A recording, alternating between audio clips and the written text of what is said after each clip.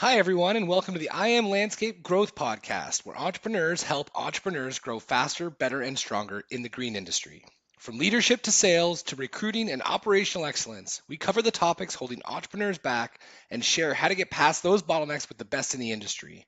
I'm your host, Rob Murray, co founder and CEO of Intrigue, a digital marketing company focused on helping landscape companies grow. So sit back and enjoy the show.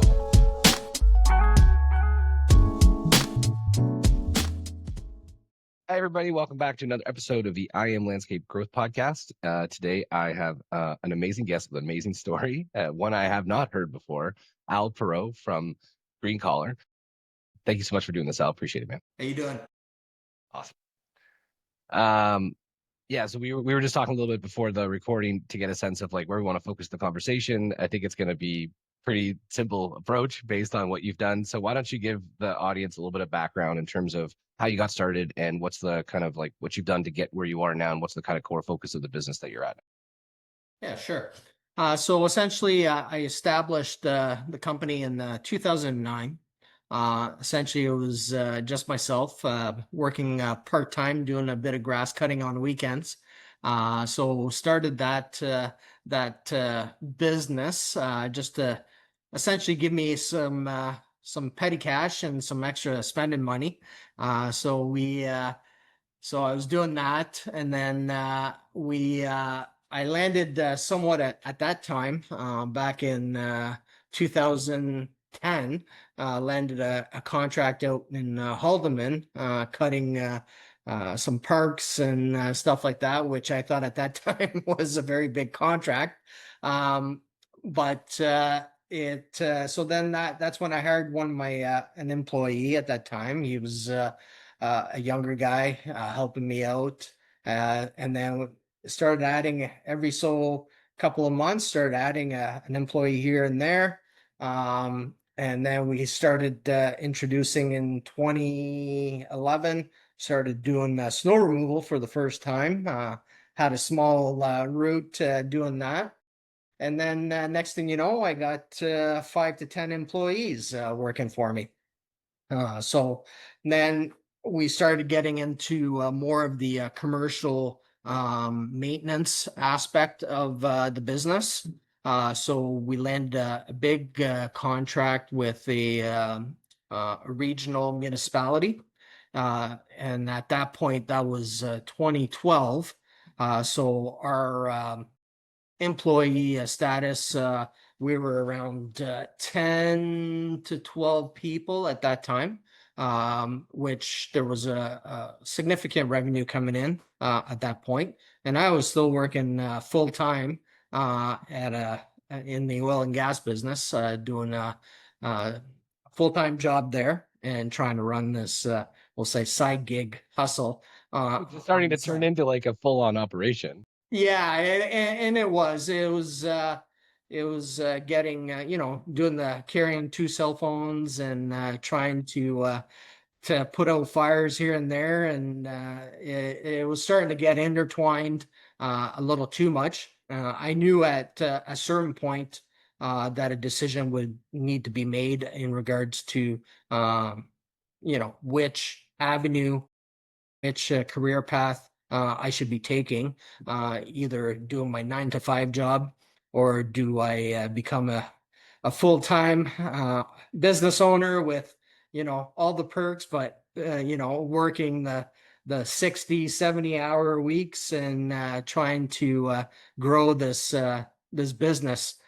So it became, by 2015, 16, it was just at a point where I really couldn't cope with doing both. I sat down with my wife. We had the discussion. It just I have 3 kids at that time that are obviously a lot smaller, and weekends I was out doing my estimating, trying to get that work. It was busy. It was very busy, and obviously anybody that knows with kids around, and obviously my wife works on her own job. So working family with 3 kids, it's and not just one job. I was essentially doing two. Was starting to Oh, burn me out a little bit. But by 2016, 17, we had hit significant revenue.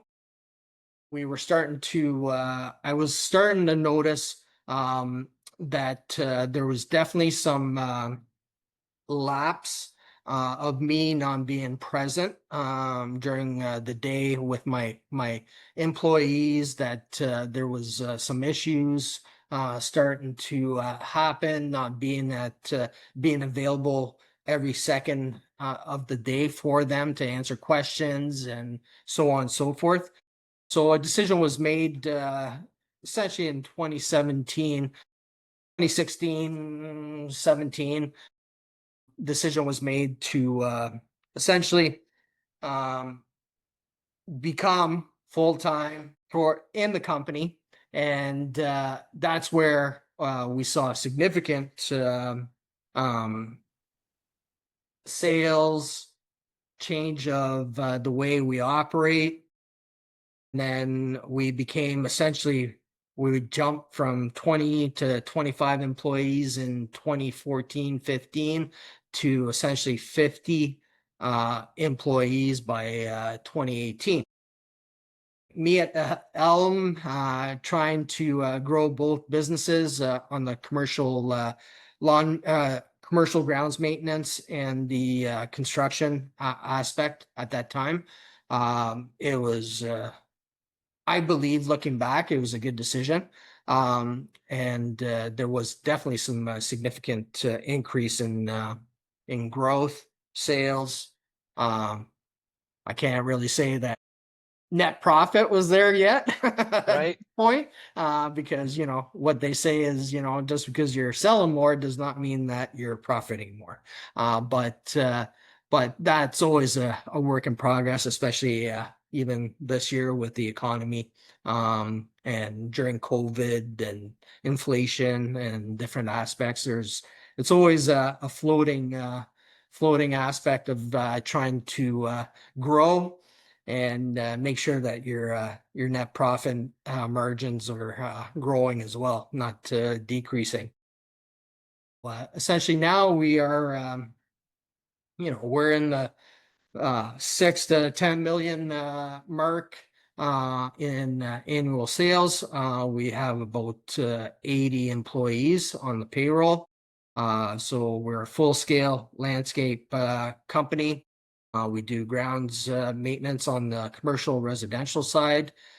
We do landscape construction on both, again, the residential and construction side. And we, during right before COVID hit, actually, we started doing in-ground pool installations, became a certified Latham fiberglass installer back in 2020, just to see if we might dip our toes into that different trade. And we did. And everybody knows during COVID, it was very crazy busy, with work. It was actually, we were quite scared at that time to see if you know everybody, all these businesses were going under, especially in the service restaurant business, and we thought that that would be similar into the landscaping field, but it was actually quite the reverse. It was everybody was staying home, wanted their home paradise and oasis at home because you couldn't go anywhere. Yeah, it just became crazy busy. Obviously, with material, trying to source material and different equipment and the labor pool, that brought in different challenges. But yeah, I think our first year that we became a pool installation company, I think we installed 26 pools, which Big that's deal. that's pretty significant for not doing much. Yeah, Say absolutely. that. So obviously the market in that industry has changed significantly due to the economy, but we're still in that process of doing those. And the good aspect of our company is essentially we take care of everything from the start, the landscape design, the permits, right to the end. So we don't sub anything out other than obviously a couple of things like electrical. But other than that, we organize everything. We're a one-stop shop of for our customers.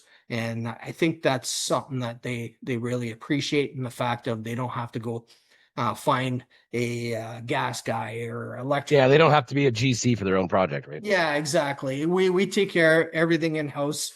We try to make it seamless and easy as possible on the client. And I think some of the feedback regarding that is that's what they like. And I think there's certain companies out there that do provide that similar service, but it's not many. Yeah, that's cool. It's something that it's appreciated at the customer client end of things. So yeah, and obviously in the winter, we do a lot of snow removal and ice control.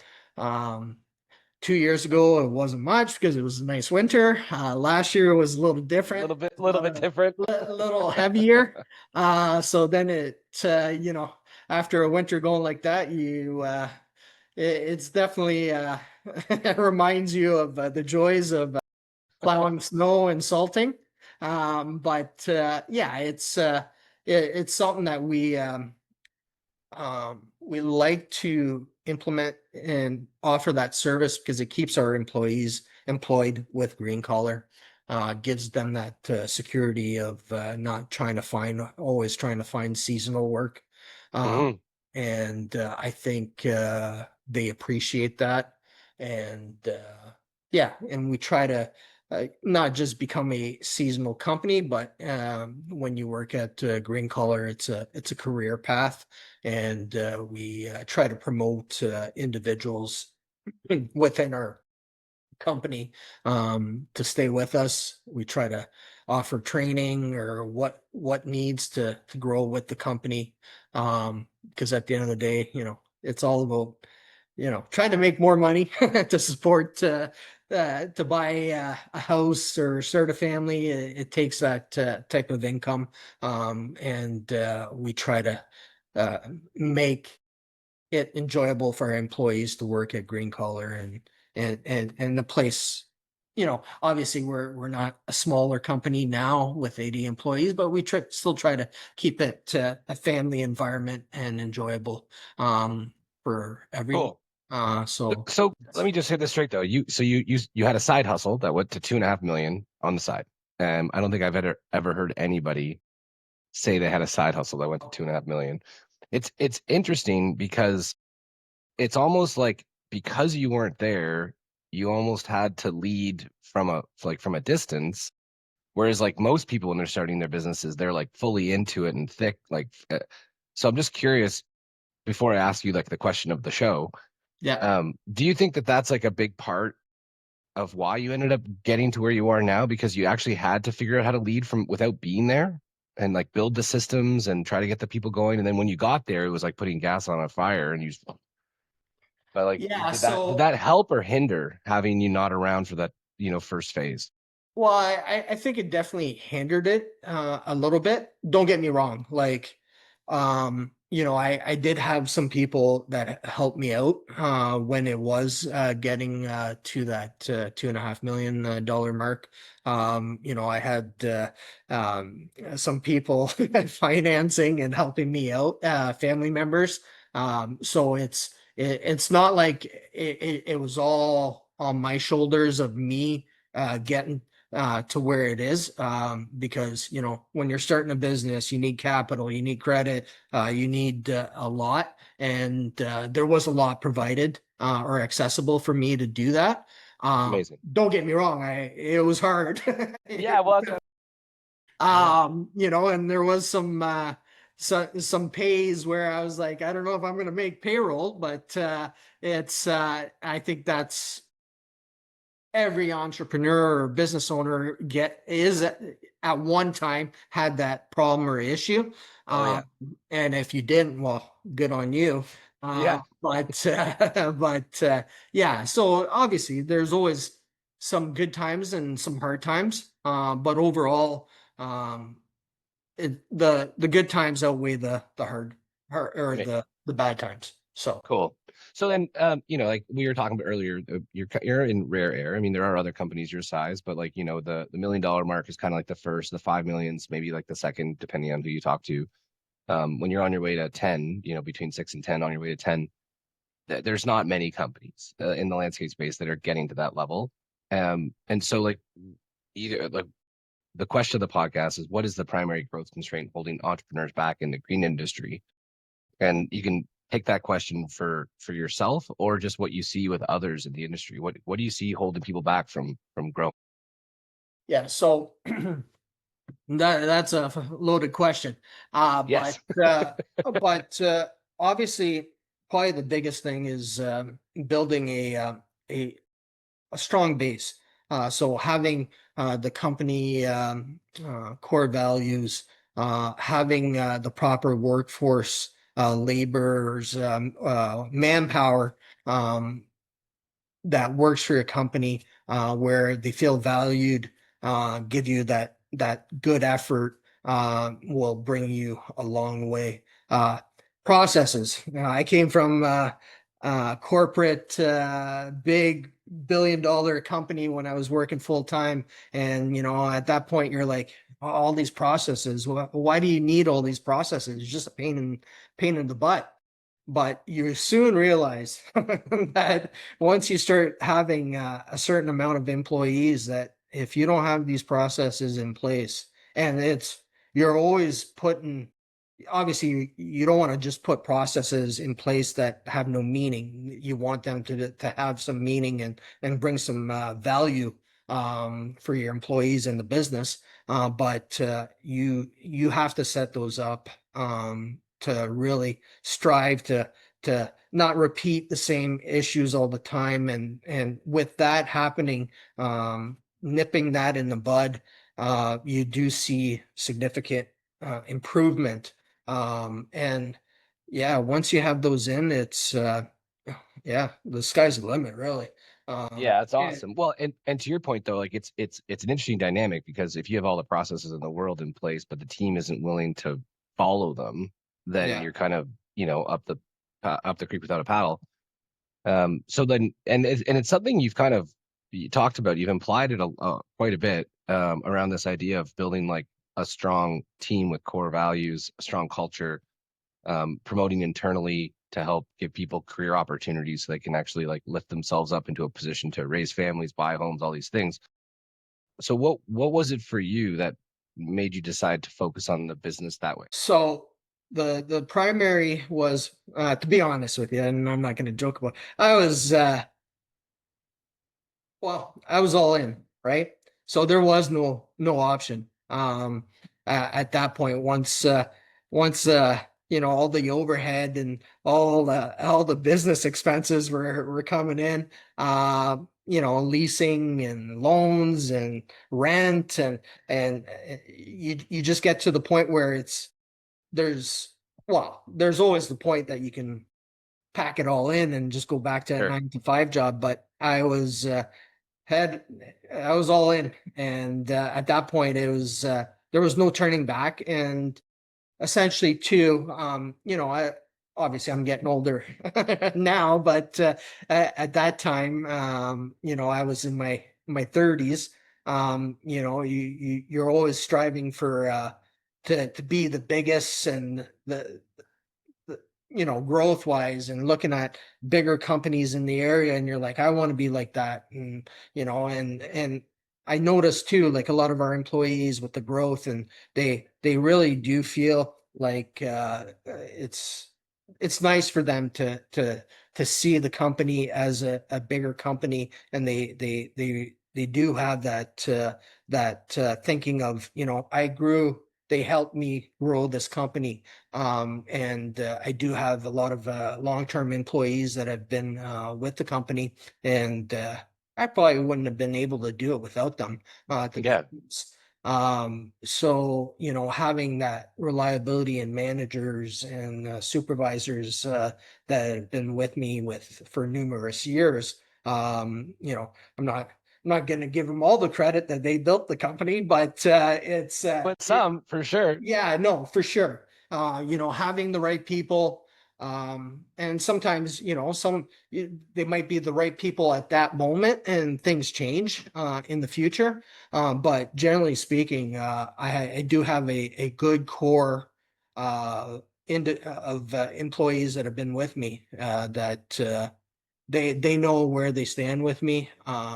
I value them, and pretty much, I am very grateful for the work they put in to growing, helping me grow this company, and Yeah. Okay. I feel that they have also pride when they say they work for Green. Awesome, man.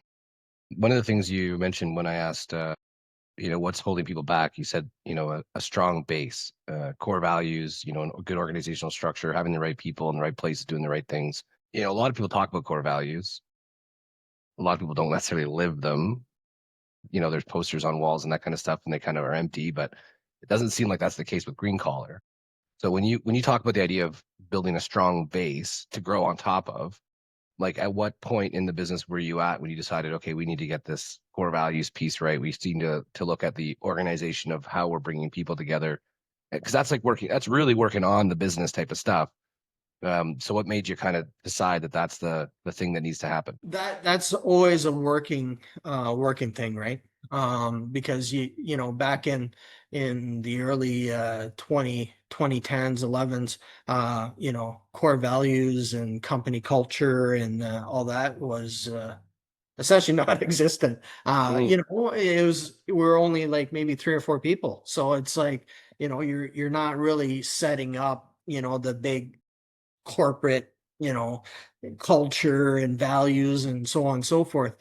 So we're always working on establishing the core values of the company. We did work recently with a consulting company that got brought in to establish the actual core values, and trying to implement that into the company, and try to keep our employees up to speed on what is next for Green Collar. Where are we going? Growth wise. What's our plan of attack, in which direction that we're going into? And we're still working on that because, you always, one year you think you're going this way, and next thing you know, you're taking a right instead of taking the left. And it's a total different vision. But essentially, we've always been a strong commercial grounds maintenance company, where we've always provided landscape construction. We're trying to definitely grow that side of the business. With obviously, we implemented the pool installation to complement the construction side of things. And I think we really kind of stayed away from residential grounds maintenance, but we're making a comeback on that aspect of things. We're just trying to find different avenues regarding where the economy is, to just bring different revenues in. And sometimes, the pool business slows down, so you kind of divert to a different branch of revenue. And it's yeah, that's good. yeah, cool. So like when you're talking about the idea of giving people an idea of where you're going, so like helping people understand the growth of the business, how you're going to focus resources, the type of service and the type of customer that you want to go after, essentially casting vision, whether it's a short term 1 year or 3 year or 10 year, whatever it might be. a lot of folks I've talked to and had the experience of it kind of lack this spot. So like, there's just like, hey, let's do the day to day. This is what we're doing. And leaders have some difficulty not only formalizing where we're trying to go, but then communicating that. So when it comes to communication inside the organization, like how do you guys, let people know what's going on? Yeah. So, well, it's funny that you asked that question because today we're having a company barbecue this afternoon. Nice. And so, yeah, it's always, and we just started, uh, well, we didn't just start, but it's the start of a new season, spring, summer. And, we do have a lot of new employees that started with us. And so, yeah, this barbecue brings me to, in a informal setting to meet everybody and discuss. We're going to discuss the path, what our objectives are for the season. So that communication from the leader to the employees, I think, is important, and Yeah, we it's a big should deal. have that on. I'd like to say on a monthly basis, but sometimes we skip a month due to busyness and that kind of stuff. But I think the communication of myself to my employees is important. Mhm. We try to, I try to always have time for any employee to come and talk with me, and I always, my door is always open. That's my saying to these guys is, I may not be able to talk to you right away. We can set up an appointment, but my door is always open. It's not a matter of, uh, talking to your supervisor first, obviously certain issues, but just meeting them at least, you know, once a season and just discussing performance and all that kind of stuff, or different issues that they might have. My door is always open to have that discussion with them. So yeah. You mentioned too earlier that we all know COVID was like it was the heyday of landscaping. If you could do the work, you got the work. Price wasn't necessarily an object, but like it kind of wasn't. Yeah. And then things have softened. Last year was the start. This year we see it. Whether it's an election making indecisions north of the border, or if it's just a soft economy and a bunch of people kind of like holding their cards close to their chest because they don't know what's going to happen right now. We're seeing it across the board. So what are you guys doing to acquire new customers and grow this thing even in a softer marketplace? Yeah, so obviously marketing. You got to market. Pay those dollars to Google Ads and get your name out there. But the good thing about it is, and from our business standpoint, is we do a lot of commercial work, municipal work. So we do have a solid base of contracts that. It kind of gives you that security blanket Yeah, well, of predictably, you can work. see, what's coming, right? Yeah, exactly. And that has its pluses and its cons and pros. But it definitely gives you that stability of work. Um, but yeah, it's getting media, Facebook, Instagram, whatnot, getting your name out there, pushing, and that's what I said. Different avenues. It's before we didn't really on the maintenance side of residential, we didn't really push that aspect. We're trying to push that aspect, trying to grow the landscape construction side of things. So yeah, it's refocusing, looking at different options in different economies. Pool business is slow, so let's look at installing more walkways, patios, hardscaping, retaining walls, and maybe we're doing certain jobs that during the COVID years you were kind of like pushing aside and not really wanting to touch that stuff, smaller jobs. But really at the end of the day, it's no job is too small. And yeah, we look at everything and try to provide the best pricing, fair pricing that works for both parties, and make do with that. But with slower times, the economy and stuff like that, you do see, we'll say the smaller companies get into play. But at the end of the day, it's when you're a bigger company bidding on bigger contracts, there's requirements for insurance and all that kind of stuff. So it does eliminate quite a bit of that playing field. It's always, we'll say, mostly it's always the same group of companies in that field. So yeah, it's there's definitely some security with having a stable sales revenue coming in. Yeah, on the commercial account. So help us understand a little bit more about like how you guys go build those relationships and acquire the commercial maintenance customers. Yeah, so a lot of it is networking. So a lot of networking with property management companies. Once you establish that you're reliable, do quality work for the price, and once you get your, we'll say, name out there and get your foot in different property management companies. It's they know that you're a good company. You provide reliability and you eliminate a lot of the complaints. You seem to get a lot of work coming your way that way. And what do you guys do to go networking? Like where do you go do that? Yeah, so uh, a lot of the municipal, institutional, commercial work. So you're going through different platforms. You're going on, bids and tenders, looking at tenders being posted out there, Mercs, those kind of platforms. Obviously, it's and that's where the pros and cons usually. Most of that work is, if you're the low bidder, you get the contracts. But again, like I was saying, a lot of this is the bigger contracts.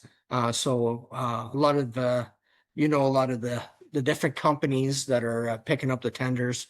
So it's a lot of it is if you can do it for and make a half decent net profit on the contracts, then you go with your numbers. And once you start building that relationship with different, either municipalities, and you do get a lot of, we'll say, not upselling, but you do get special invitations to different work, and you build those strong relationships with, it could either be managers at the city or coordinators, and you see a lot of work requests coming your way because they know you're a reliable company.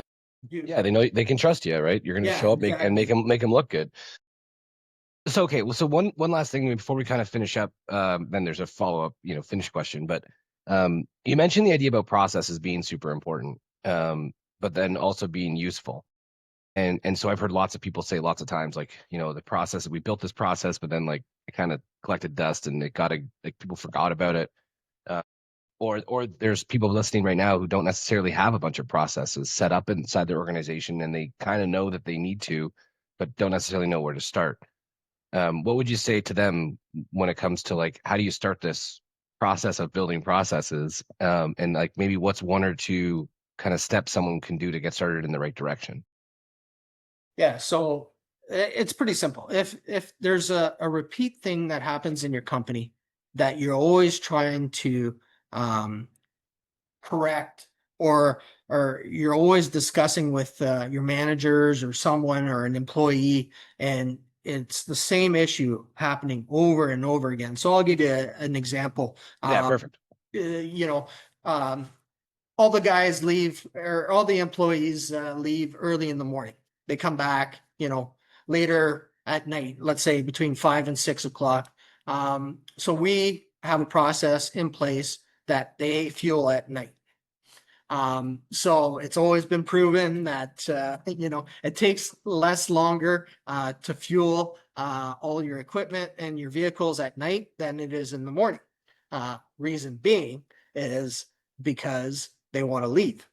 So Nice. everything gets done. And in the morning, they're on the clock, so they can linger for as long as they want. So it's just a simple process, and it eliminates a lot of wasted time. And Yeah. at the end of the day, wasted time is money that's being wasted. So different processes like that, right? Yeah, that's It's just beautiful though, right? Because like you have people that show up in the morning, things aren't fueled. They're trying to get out. They're like, I can't get to the job right now. I gotta do all this shit. And you're like, okay, what can we do? Let's make a process for fueling. Let's do it at night because then they're motivated. Because then once they're done, they can go. Like yeah, it's beautifully simple and must yeah, be really effective. yes, and it's a simple process, and yeah, it's been proven, And it works. and it works. Oh, buddy, Um, that's great. yeah, so it's simple stuff like that, right? I think There's that it, there's definitely different processes that are a lot more entailed and sure, sure. hated. But it's one of those that you have to set up as a process because if Well, go ahead. Sorry. yeah, no, so it's a process that has to be communicated to everyone, Hmm. and it has to be. I'm not saying the process has to be on paper, but most of the time it needs to be. Just so new people come in, they know what that is, and yeah, and once that people start seeing it, and it doesn't become, it's not a process anymore. It's just the way things are being done. Yeah, which is beautiful. Yeah, Uh, but what I was going to say was like the indication though of like where to start on repetitive issues popping up, and then build a process around the repetitive issue, train everybody around the the process, and then watch the issue go away essentially, which is just I think that's just a beautiful indication for someone thinking about this where to start. Like that's a great place to start. yeah. Um, so before I let you go, what would be like one speaker, author, source of inspiration that you think people might want to check out? So yeah, it's people always ask me always ask me the question, what why would you ever have gotten into the landscaping business, right? And I've it's just something that happened.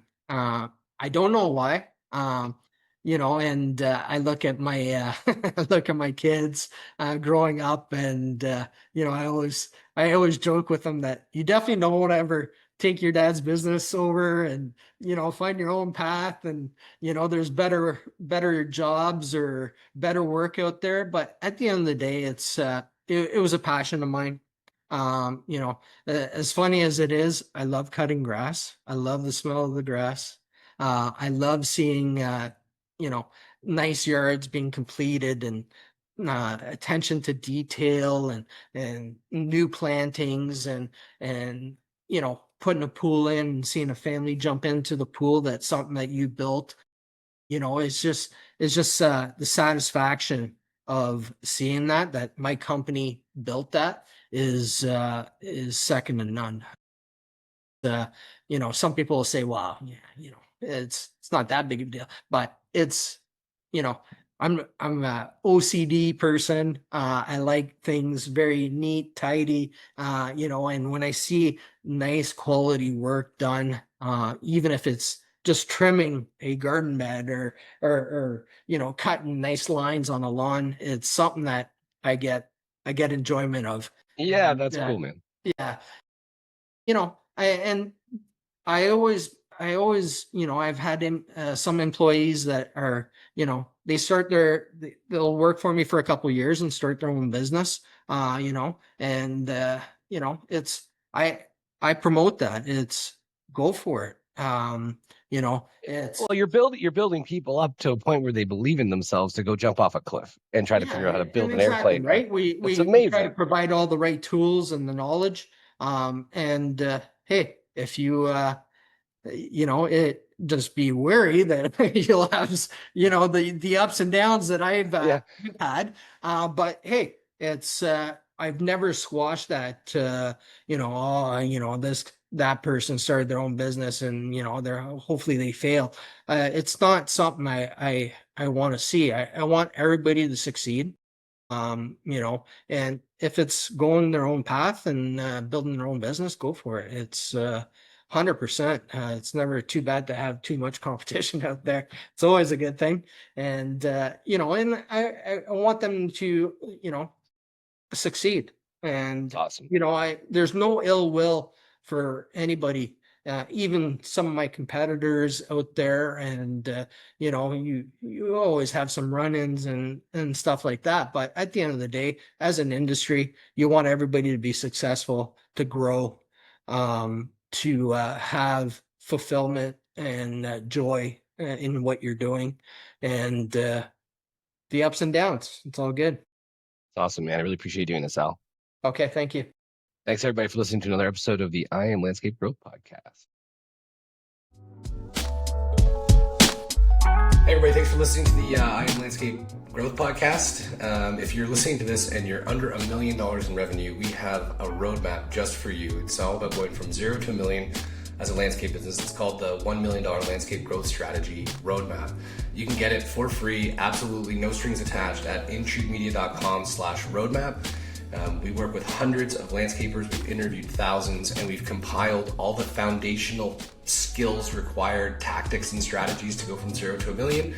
It's broken down into 5 simple principles that we've compiled from all the people that are the best in the industry, as well as sharing, stories from our own journey getting to $1 million at Intrigue. And so if you're interested and you want to check it out, intriguemedia.com/roadmap, and then you'll get the 0 to $1 million landscape growth strategy that'll help get you over $1 million. At the end of the day, getting to $1 million is kind of on your shoulders as an entrepreneur. We work with some people under $1 million, but for the most part, our clients are over $1 million in revenue. So we're trying to do whatever we can to help people get there. And then once you get there, if you're looking for some more help, we want to get to 5 or 10, then that's kind of where we come in. We can generate you a bunch of awesome leads. But until then, if you're trying to get over that $1 million hump, check out intriguemedia.com/roadmap. You can grab it, download it right now. It's completely free. Hope it helps.